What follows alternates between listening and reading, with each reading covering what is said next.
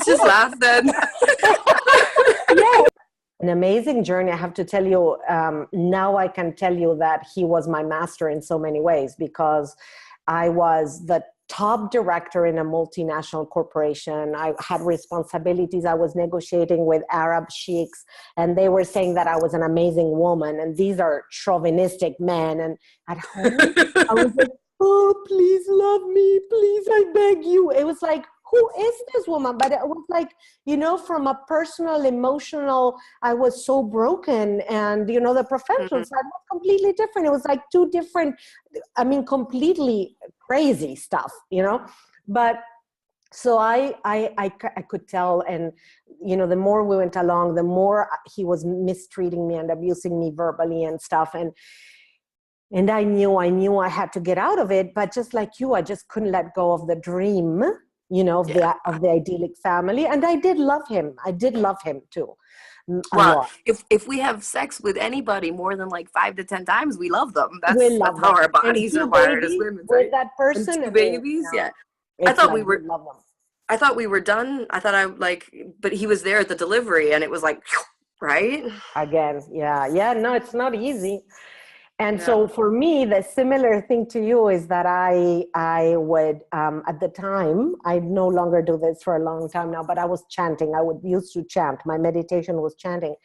And I would chant for hours on end, trying to find the decision, should I divorce or not, or separate, or whatever word you want to use. And I think for at least more than 1 year, I did this chanting without making a decision, because I was still wavering. I was still, even though I didn't act upon it like you did, but I was feeling, yes, I want to, no, I don't want to. Yes, I want to, no. So I wasn't acting upon it, but I was feeling the same way. Like 2 days I wanted to be separated, and the other 2 I didn't. And so I just didn't do anything about it. And the magic about this, I was just sharing this with a friend 2 days ago, so I have it very fresh, was that then one morning,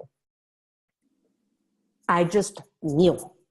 The information just came. It's like something switched. Like in life, it always happens that way to me. And I think for everybody when it's that kind of decision. And I just knew I had to let go of this man and fast. And then I was scared about how do I tell him.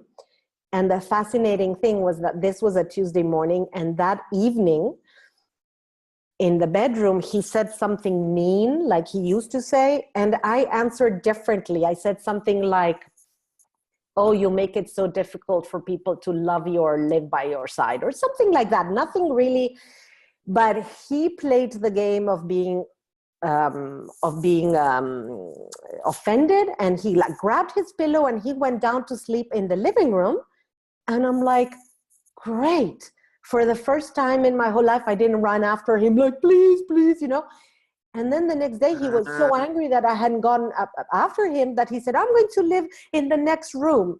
And he moved to the next room. And the next day I went to the lawyer, and I said to the lawyer, how does it work? And she told me it was a feminine lawyer. And then I came back home and I told him, listen, I've been to the lawyer. This is how it works. And I'm going to be sending you a letter so we start the separation.